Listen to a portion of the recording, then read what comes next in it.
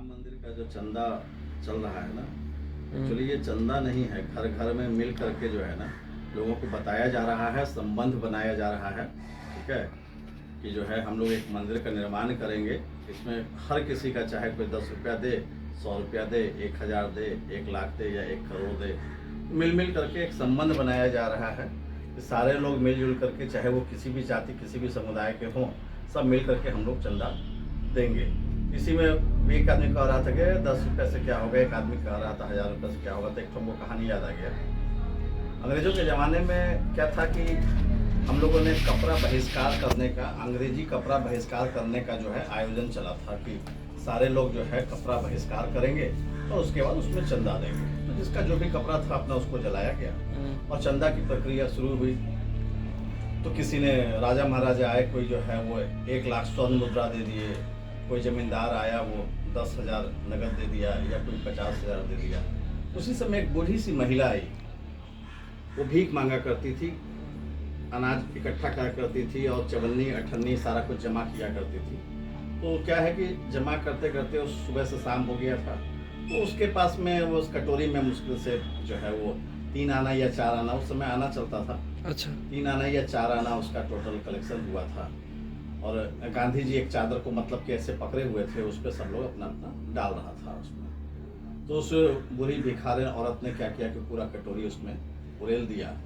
गांधी जी के आंख में पूरा आंसू आ गया और कहे कि यही सबसे बड़ा दान है, इस दान से बड़ा दान नहीं होगा। तो बगल में दूसरा कार्यकर्ता था, कहा कि कहाँ है गांधी जी, आप क्या बोल रहे हैं, लोग लाखों स्वर्ण मुद्रा दे दिए तो आप उसमें वाह वाह नहीं किए, और ये जो है अपना 3 आना या 4 आना डाली है तो इस पर आप इतना कुछ वाह वाह कर रहे हैं। तो वही हुआ कि फिर जो है क्या कहते हैं, गांधी जी ने कहा कि इसने, किसी ने 1 लाख स्वर्ण मुद्रा डाला, तो 1 लाख स्वर्ण मुद्रा को आप समझिए कि उसके पास में 50 लाख स्वर्ण मुद्रा है, उसमें से उसने 1 लाख स्वर्ण मुद्रा का दान किया। और एक ये बुरी औरत जो ये जमा की है 3 आना या 4 आना, जिससे वो रात का खाना खाएगी, यही उसकी कुल जमा पूंजी है। तो जिसने कुल जमा पूंजी डाल दिया वो महान हुआ कि जिसने 50 लाख में से 1 लाख डाला।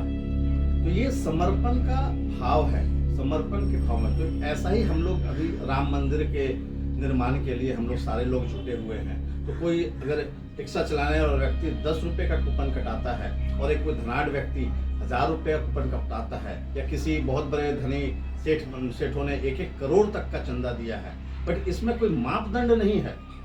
वह जो नीचे का रिक्शा वाले का 10 रुपये का कूपन है और किसी के 1 करोड़ का कूपन है, ये दोनों ही आज के तारीख में बराबर है। क्योंकि वो 10 रुपये तो कमाया है, जिससे वो घर लेके अनाज रात में लेकर के जाएगा, उसका बच्चा और पत्नी खाएगा।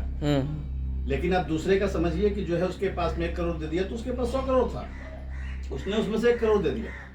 तो दान जो होता है वो समर्पण एक्चुअली होता है कि आपके पास में जो चीजें है, आपने पूर्ण समर्पण, भगवान के सामने समर्पण का क्या होता है, मैं आपको एक चीज बताता हूँ। देखिए, एक बार किसी ने कहा कि जो है मंदिरों में बाल जो हम लोग छिलाते हैं ना, बाल छिलाते हैं, एक परंपरा चली आ, तिरुपति मंदिर हो हाँ। या हमारे झारखंड का बाबा धाम का मंदिर हो, बाल छिलाने की परंपरा चली आ गई है।